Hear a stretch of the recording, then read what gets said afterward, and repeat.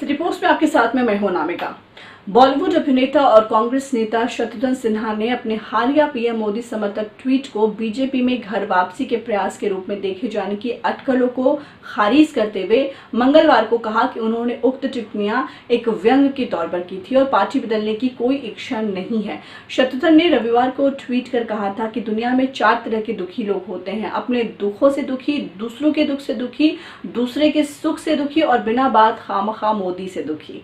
उन्होंने कहा कि मनोरंजन के लिए रविवार के व्यंग के तौर पर कहा था। मैं हर रविवार को मनोरंजन के लिए कुछ ट्वीट करता हूं और उनसे कोई राजनीतिक अर्थ नहीं निकाला जाना चाहिए। अभिनेता से राजनेता बने शत्रुघ्न सिन्हा ने कहा कि ना तो मुझे कांग्रेस छोड़ने और भाजपा में शामिल होने की कोई भावना है और ना ही इस संबंध में मेरी कोई भी इच्छा है। तो ये बात बिल्कुल क्लियर कर दी कि वो जो है कांग्रेस में ही रहेंगे। अटल बिहारी वाजपेयी सरकार में केंद्रीय मंत्री के रूप में कार्य करने वाले शत्रुघ्न 2019 के लोकसभा चुनाव के समय बीजेपी छोड़ करके कांग्रेस में शामिल हो गए थे और कांग्रेस के टिकट पर अपने पैतृक स्थान यानी कि पटना साहिब निर्वाचन क्षेत्र से चुनाव लड़े थे।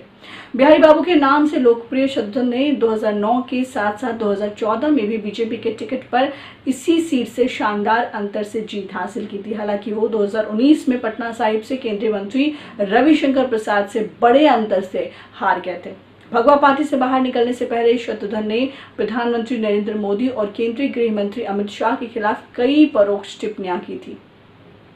लोकसभा चुनाव के बाद कांग्रेस पार्टी के चुनाव हारने और खुद शत्रुघ्न को सबसे पुरानी पार्टी में किसी भी महत्वपूर्ण भूमिका में नहीं देखा गया।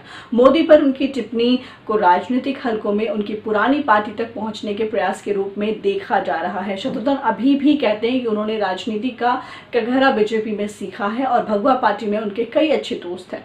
उन्होंने कहा कि मैंने नोटबंदी और जटिल जीएसटी लागू करने जैसे कुछ मुद्दों पर नेतृत्व में असहमति जताते हुए बीजेपी को छोड़ दिया था और अब भी उस पर कायम हूं। तो फिलहाल इस खबर में इतना ही। नामिका को दीजिए इजाजत। नमस्कार।